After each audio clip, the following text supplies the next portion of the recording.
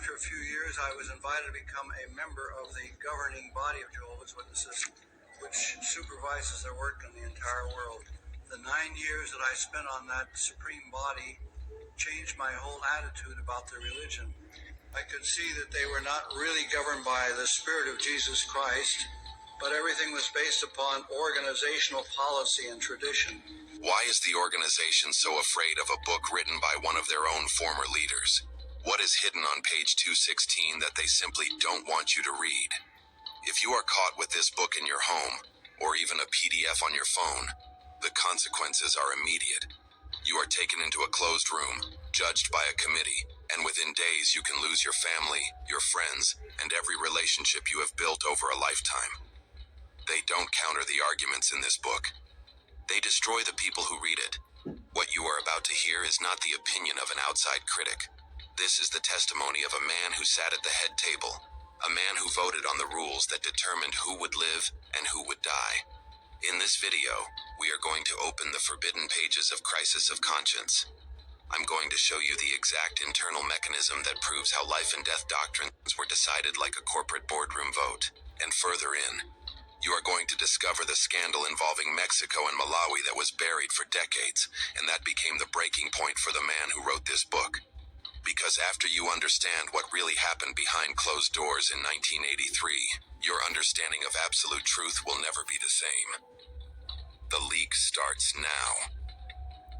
Part 1. The Man Who Sat at the Table. Raymond Franz was not a dissident. He was not some bitter ex-member nursing a grudge from the outside. He was a member of the governing body. He walked away because his conscience simply couldn't stomach what he was watching happen inside that room. That distinction matters, because the organization, when they talk about him at all, wants you to believe there was something wrong with the man, that he was proud, or rebellious, or spiritually weak. It's a much more comfortable story than the alternative, that a man of deep personal integrity looked at what was happening from the inside and decided he could not be part of it anymore. In 1983, he published Crisis of Conscience.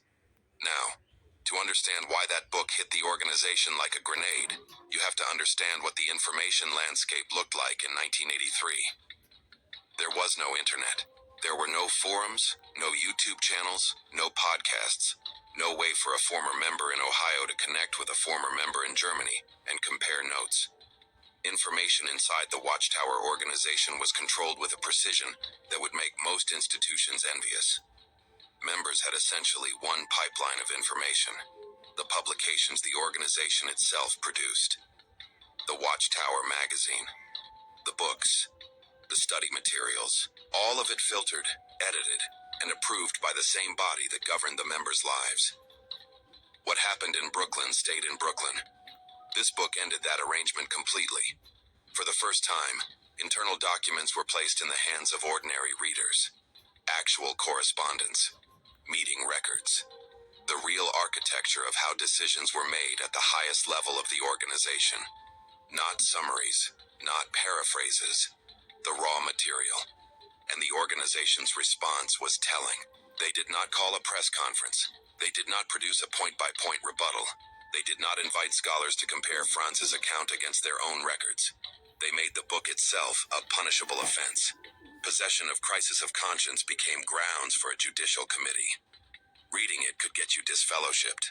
Sharing it with another member, even a close friend, even a spouse, could cost you your entire world inside the organization.